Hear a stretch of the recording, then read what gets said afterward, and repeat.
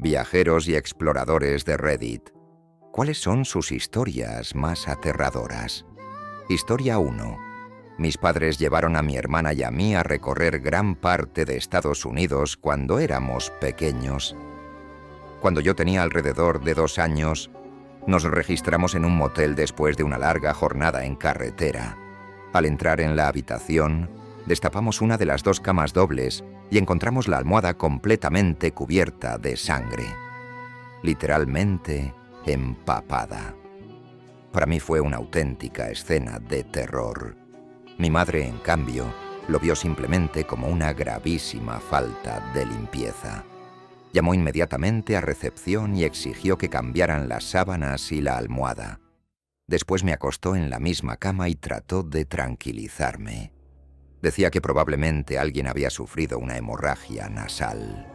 Sin embargo, mi imaginación infantil se llenó de imágenes mucho más aterradoras. Muchos años después, cuando por motivos de trabajo tuve que visitar escenas del crimen, vi de cerca patrones de salpicaduras y acumulaciones de sangre. Y aquella experiencia me convenció de algo. Alguien se había desangrado sobre aquella almohada. Historia 2. Era el oficial de navegación de un barco de investigación en el Pacífico Sur. Habíamos llegado recientemente a Papúa Nueva Guinea para realizar algunos trabajos a lo largo de la costa. Llegamos a una pequeña bahía, alrededor de las 10 de la noche, completamente a oscuras, y echamos el ancla. Fui a marcar nuestra posición en la carta náutica y noté una anotación que decía: aldea nativa, reportada en la zona. No había fogatas ni luces visibles en la costa, así que no le di importancia. Encendí todas las luces de cubierta y las submarinas. Luego regresé al puente para hacer mi guardia nocturna mientras el resto de la tripulación iba a dormir. Con todas las luces encendidas apenas podía ver más allá de unos 20 metros debido a una ligera neblina y a la oscuridad absoluta que nos rodeaba. Me senté en el puente con la puerta abierta. Siempre me ha gustado el sonido de la noche y la sensación del aire cálido en los trópicos. Al poco tiempo comencé a escuchar suaves chapoteos en el agua. Salí a mirar, ya que con frecuencia cientos de peces se reúnen bajo nuestras luces submarinas durante la noche. No había nada. Volví al interior, pero seguía escuchando aquellos chapoteos tenues. No lograba averiguar de dónde provenían. Como no podía ver a gran distancia, decidí bajar a la sala de control y encender nuestro sistema de cámaras infrarrojas. Y entonces los vi. Había aproximadamente 50 canoas nativas justo fuera del círculo de luz que rodeaba el barco. Cada una llevaba unas 3 personas a bordo. Todos permanecían sentados en silencio, observándonos. De vez en cuando, alguno remaba suavemente para mantener su posición, pero nadie hablaba. Nadie hacía señales. Simplemente estaban allí, esperando. Nunca me había sentido tan repentinamente pequeño y solo como en ese instante, rodeado por la oscuridad del océano y decenas de personas invisibles a simple vista. Llamé a uno de los marineros para que comprobara que yo no estaba imaginando cosas. Su expresión al mirar la pantalla me confirmó que estaba viendo exactamente lo mismo que yo.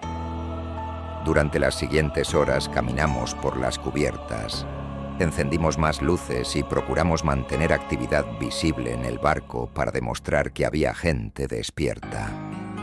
No sabíamos quiénes eran ni qué querían. Ellos permanecieron allí, sin moverse demasiado. Poco después de la medianoche, escuchamos algo que nos heló la sangre. Pasos sobre la cubierta exterior. Nos miramos inmediatamente. Las cámaras apuntaban hacia el agua, no hacia todos los rincones del barco. Tomamos unas linternas y bajamos con extrema cautela.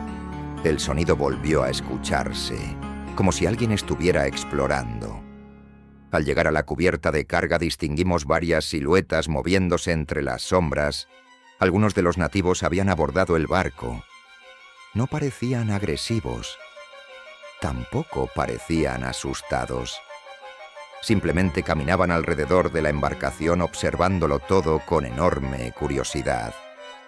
Aún así, ver figuras desconocidas desplazándose silenciosamente por la cubierta en mitad de la noche fue una de las experiencias más inquietantes de mi vida. Llevaban lanzas y machetes tradicionales.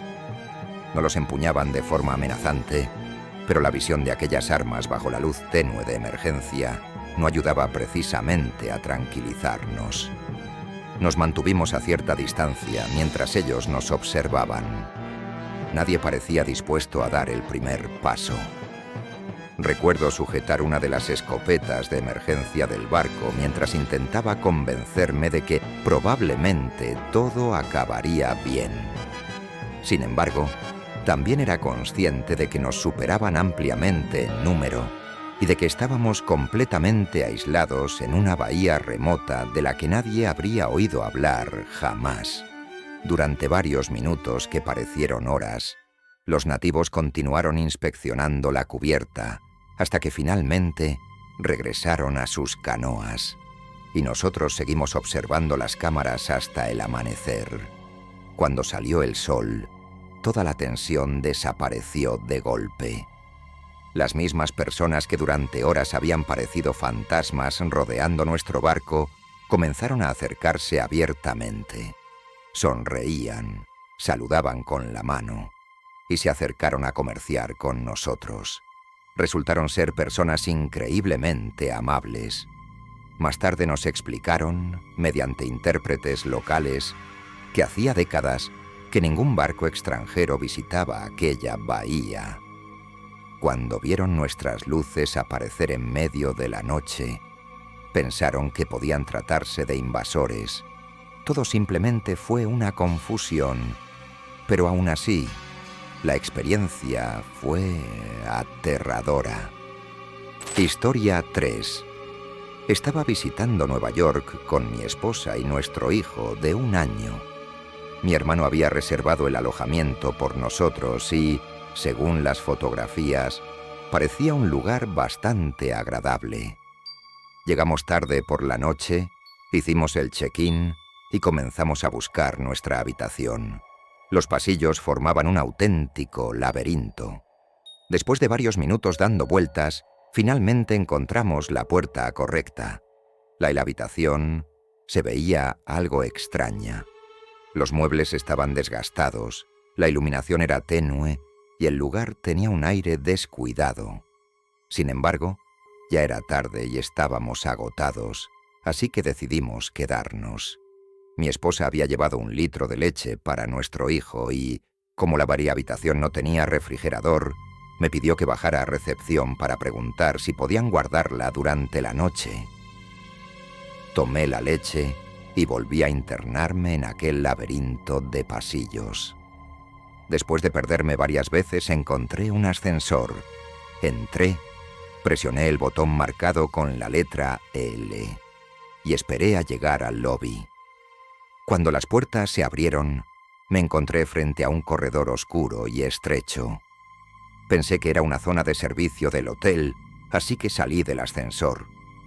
Había varias puertas cerradas a ambos lados del pasillo. Caminé unos metros y comencé a escuchar música. Seguí avanzando hasta doblar una esquina. Entonces, casi choqué contra 2 hombres enormes. Los 2 me observaron con evidente confusión. Uno de ellos bajó la mirada hacia el cartón de leche que llevaba en las manos y luego preguntó: «¿Qué estás haciendo aquí?». Me quedé inmóvil unos segundos antes de responder: «Solo estoy tratando de encontrar el lobby». Los hombres intercambiaron una mirada y finalmente uno de ellos me indicó que lo siguiera. Fue entonces cuando descubrí mi error. Aquel ascensor no conducía al lobby del hotel. Había terminado en un club de striptease conectado al edificio por una entrada privada. El hombre me acompañó hasta la salida y, al salir a la calle, descubrí que el hotel estaba media cuadra más arriba. Durante varios minutos tuve la sensación de haber entrado accidentalmente en una dimensión paralela. Cuando finalmente regresé a recepción para preguntar por la leche, una pareja atendía el mostrador. La mujer apenas me dirigió la palabra. El hombre tomó la leche, asintió y me indicó que podía regresar a mi habitación. A la mañana siguiente comprendí por qué aquel lugar me había producido tan mala impresión. Me desperté e intenté abrir la puerta. No se movió.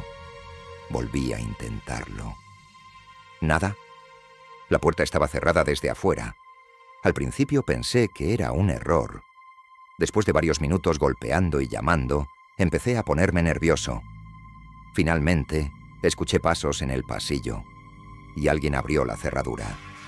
Cuando salí, descubrí que la habitación se encontraba en una especie de nivel inferior del edificio, casi como un sótano. La sensación de incomodidad que había tenido la noche anterior regresó de inmediato. Subí a desayunar con mi familia y decidí preguntar qué había ocurrido. La dueña escuchó mi explicación sin mostrar ninguna reacción. «Son las reglas de la casa», respondió encogiéndose de hombros. «Nunca nadie se ha quejado», dijo. Le pregunté por qué cerraban las habitaciones desde afuera. «Por seguridad», contestó. «Usted podría ser un asesino serial o algo peor». Pensé que estaba bromeando. No lo estaba. Entonces le pregunté qué ocurriría en caso de incendio. «Hay gente para eso», respondió con total tranquilidad. Terminamos de desayunar y abandonamos el lugar poco después. En aquel momento la experiencia me pareció simplemente extraña. Sin embargo, cuanto más tiempo pasó, más inquietante me resultó. Había pasado la noche encerrado en una habitación sin posibilidad de salir por mis propios medios, dependiendo completamente de que una pareja desconocida decidiera abrir una puerta al otro lado de la cerradura. Quizá eran personas inofensivas, pero si esa puerta no se hubiera abierto aquella mañana, o si el viejo calentador de la habitación hubiera provocado un incendio durante la noche, no quiero imaginar cómo habría terminado aquella historia. Historia 4. Hace años estaba en un viaje por carretera, sola, para asistir a una reunión familiar al otro lado del país. Se suponía que iba a llegar a casa de una amiga, pero el clima estaba horrible y me retrasé muchísimo. Luego ocurrió un accidente terrible justo delante de mí y quedé atrapada durante bastante tiempo. En total, terminé llegando con unas 5 horas de retraso. Estaba agotada. Necesitaba un baño y una ducha, así que me detuve en un pequeño motel de carretera, ubicado junto a una vía estatal bastante secundaria. Obviamente era un lugar pequeño y sucio, pero serviría para una emergencia. Había una ventanilla exterior para hacer el check-in. El hombre que atendía me observó de arriba abajo. Yo era una estudiante universitaria en ese momento, y una de las primeras cosas que me preguntó fue si viajaba sola. Le entregué mi identificación y mi tarjeta de crédito, pero insistió en que solo aceptaba efectivo. Todas mis alarmas internas comenzaron a sonar. Aún así, logré reunir justo el dinero necesario y él me lanzó la llave. La habitación era sucia y apenas más grande que la cama. Lo primero que hice fue entrar al baño. Después levanté el colchón. Estaba lleno de manchas y mostraba señales evidentes de chinches. Un momento después vi una cucaracha. Eso fue suficiente para mí. Salí de allí. Decidí al menos aprovechar el estacionamiento y dormir en la parte trasera de mi SUV. Me acurruqué usando una maleta como almohada y algo de ropa como manta. Conseguí dormir aproximadamente 1 hora. Me desperté al escuchar a alguien hablando por teléfono afuera. Miré con cuidado y vi al recepcionista de pie junto al edificio. Eran alrededor de las 3 de la madrugada. Terminó la llamada y luego caminó silenciosamente hasta mi habitación. Abrió la puerta con una llave y entró. No encendió ninguna luz. 1 o 2 minutos después salió nuevamente, dando un portazo y maldiciendo. Esta vez estaba acompañado por otro hombre. No vi en qué momento apareció el segundo sujeto, así que todavía no sé de dónde salió. Ambos hablaron durante unos momentos en tono furioso. Luego el recepcionista comenzó a caminar hacia mi vehículo. Rápidamente me cubrí la cabeza con una camiseta. Después de intentar abrir una puerta, se asomó hacia el asiento trasero. Gracias a los vidrios polarizados y al desorden que había dentro del vehículo, no se dio cuenta de que yo estaba escondida allí. Los dos hombres se alejaron hacia el otro extremo del estacionamiento, continuando su conversación. Uno de ellos señalaba hacia un restaurante situado al otro lado de la carretera. Aprovechando la distracción, me pasé al asiento del conductor y encendí el vehículo. Los dos se giraron sorprendidos justo cuando me alejaba.